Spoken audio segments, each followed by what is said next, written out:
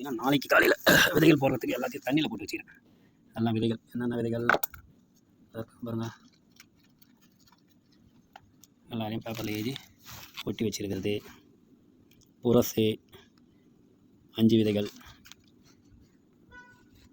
செங்கடம்பன் 10 விதைகள்,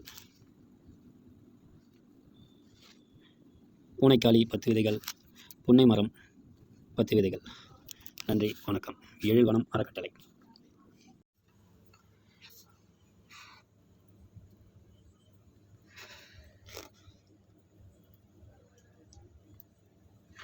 நண்பர்களே, கொக்கு மந்தாரை 8 விதைகள் போட்டிருக்கேன்.